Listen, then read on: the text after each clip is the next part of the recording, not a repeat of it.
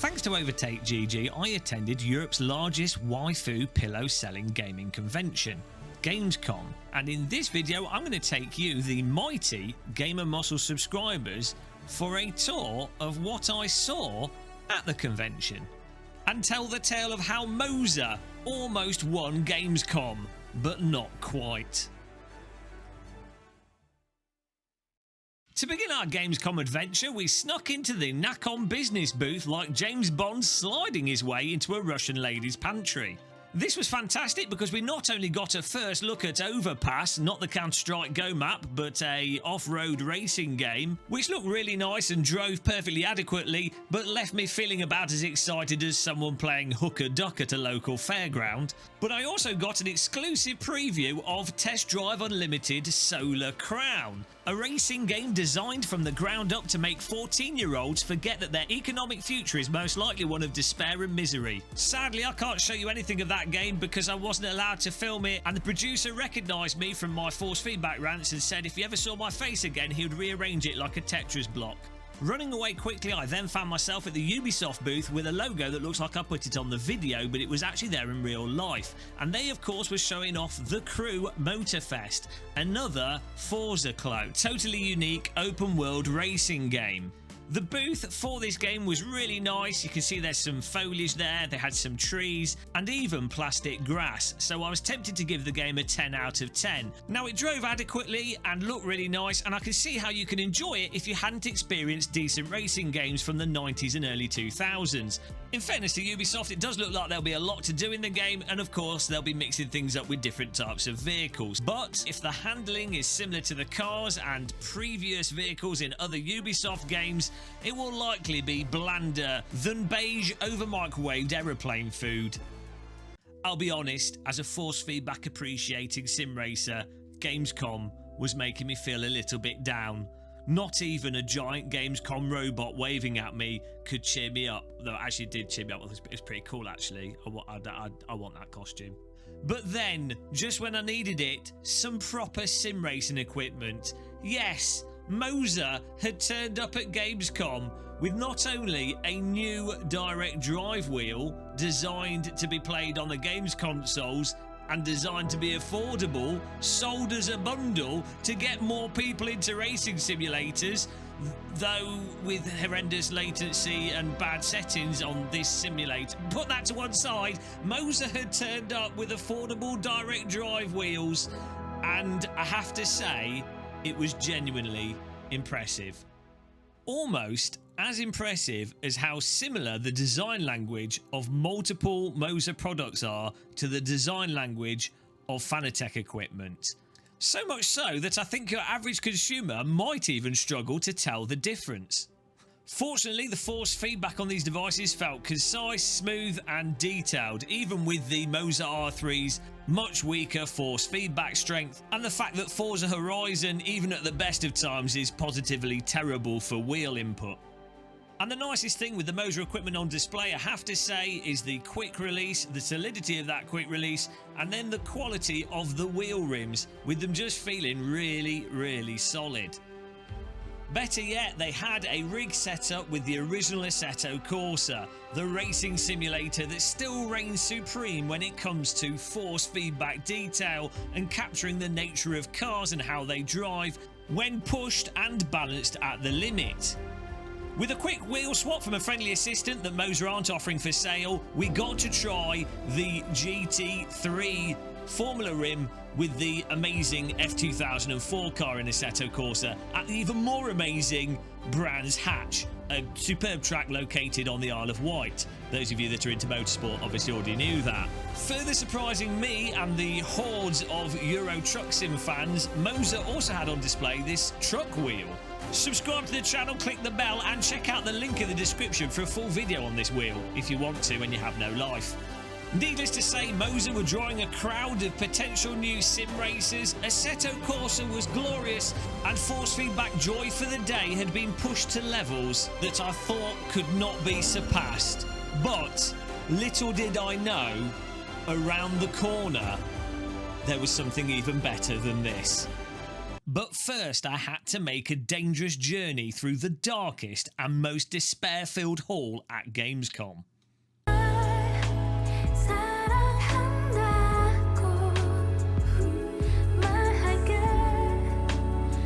I would like to ask a question about the strategic placement of this price tag.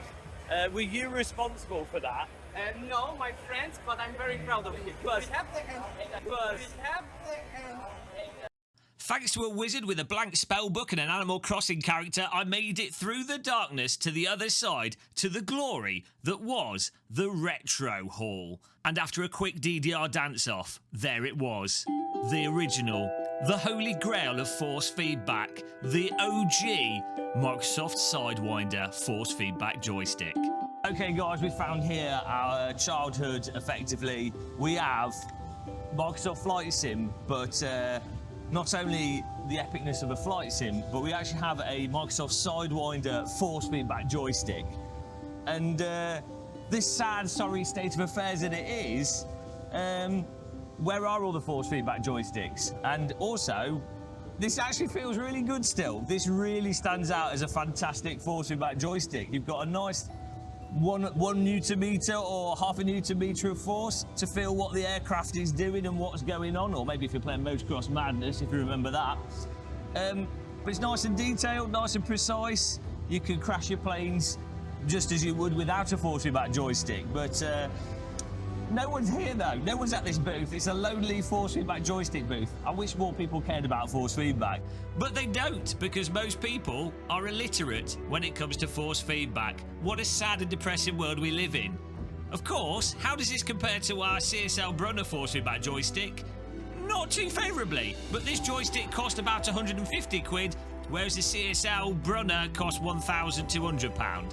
And I have to say, this let you feel what was going on in the game, it let you feel turbulence, let you feel the weight of the aircraft, let you feel your guns if you're playing Microsoft Combat Flight Simulator, and it allows you to feel massively depressed that things have stood still for 20 years with no development or public knowledge of force feedback improving at all. But it was here at Gamescom, I was happy. After vigorously pumping my joystick in public, we had to restore the balance and find something with a steering wheel, and just round the corner was a delight. I found a legit racing simulator here at Gamescom. We have the Monaco GP arcade cabinet. I mean, honestly, sim racing just went downhill since this came out. You've got a low gear, you've got a high gear, really nice sequential gear selector. What more could you want? I mean, the steering wheel, admittedly, is a little bit small. I would make it about 12 centimetres, maybe even smaller than that. But it's made out of metal, so that makes up for its size. I like how the track just goes in and out. There's no corners, but the track goes in and out. That is all you need, really.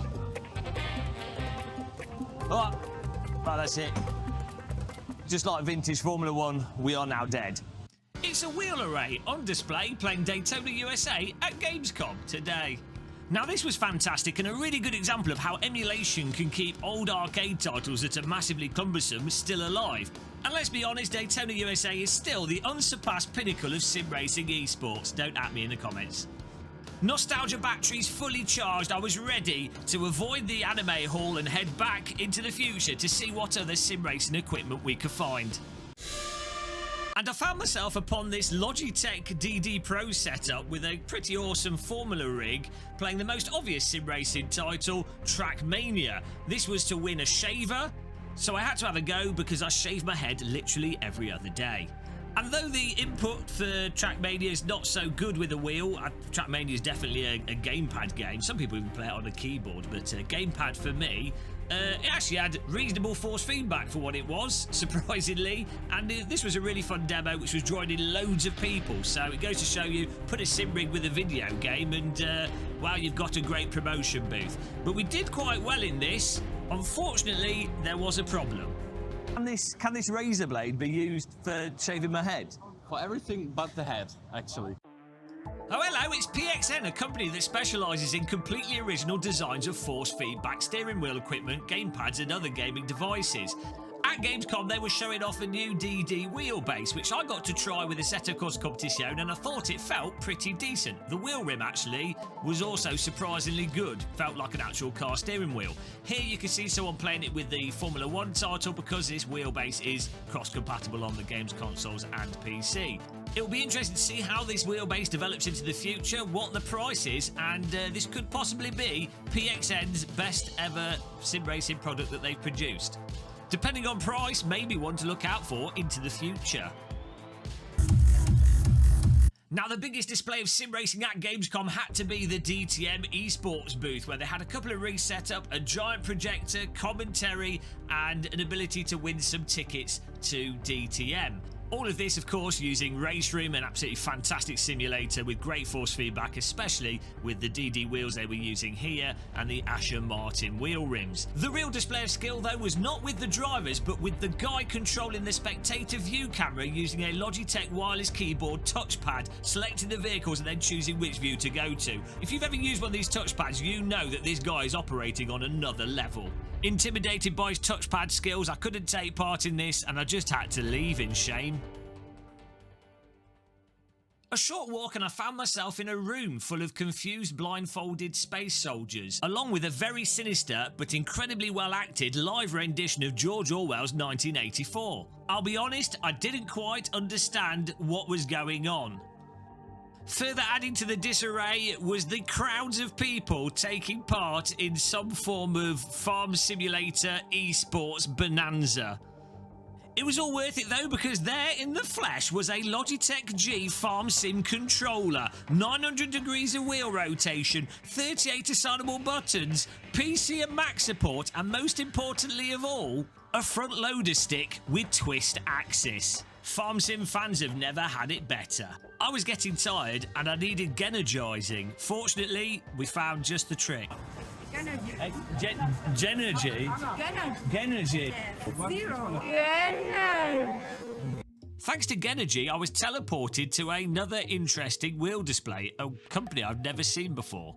FR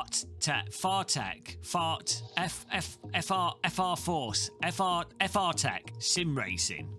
With wheels that to me are somewhat reminiscent of a Momo Black and a Driving Force GT, but they also had their own wheel here as well, which unfortunately wasn't plugged into anything, so we couldn't try it. It had a lot of damping, it had a lot of cogging, and the wheel rim felt okay to touch, but I honestly, I'm intrigued. I would actually like to try this. I'd like to try and win a top split iRacing race with this wheel. Somehow the pedals they had on display were even better than the wheel, with about the same stability as the British economy. I'm not sure how many races these would survive, but there you go. And a wheel that's very reminiscent of the Momo Black, though this one had no force feedback, just a spring return. I got a bit of nostalgia from touching this wheel, though, so that was nice.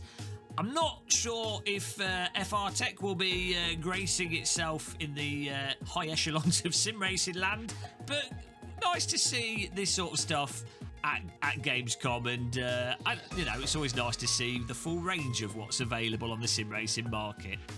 Mind you, this could have all just been a fever dream from the Genergy that I regretted drinking. Energy. In order to get back to reality, I decided to try some virtual reality, and at Gamescom there were quite a lot of VR games on display. However, they don't make for very good video footage, but we did try, and I did film this as Tonus, which is not a fitness game, but a game using the MetaQuest Pro that takes advantage of large language model AIs for you to be able to talk to an AI in-game, and then that AI talk back to you on any topic and in multiple languages. Really cool, actually, for people that have social anxiety or just an inability to communicate properly. Basically, your average YouTuber.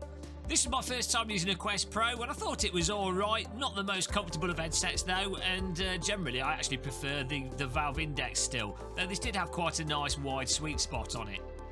I also got to try the PSVR 2 game VR Big Shots, which is a cartoony mech game which had really fantastic player movement, super comfortable, really immersive cockpit. Unfortunately, no gameplay footage, so you have to use your imagination. But all in all, it was just nice to see an uptick in the amount of VR games on display and also the general public interest in putting sweaty VR headsets on their face. I'm smoking a pancake! Not quite VR, but used in many VR headsets, we had a Tobii eye tracker unit here, which is being used to collect data, which is then used for data-driven design, with Logitech, in this case, using it to help inform how they can improve the product, what people do whilst they're playing driving games, and why they shouldn't bother catering to sim racers.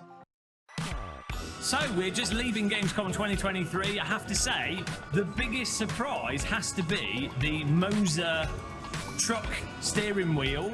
Wasn't expecting that, and I think they're going to absolutely fly off the shelves when they actually put it on the market. But also getting to use PlayStation 2 VR with a cool mech game. PlayStation 2 VR was actually surprisingly good, much better than I thought it would be. I hadn't had a chance to use one until just now.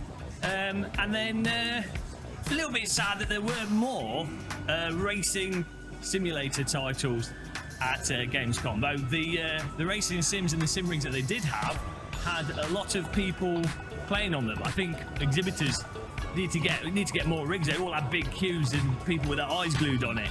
But yeah, Gamescom 2023, absolutely fantastic to visit. Great to be in Germany, in Cologne. What more could you want? Now I need some pretzels and I need to get the flight home. But thanks for watching this video.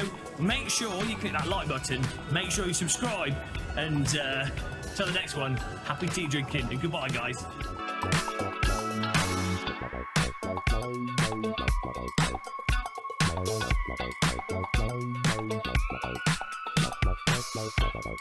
Bye.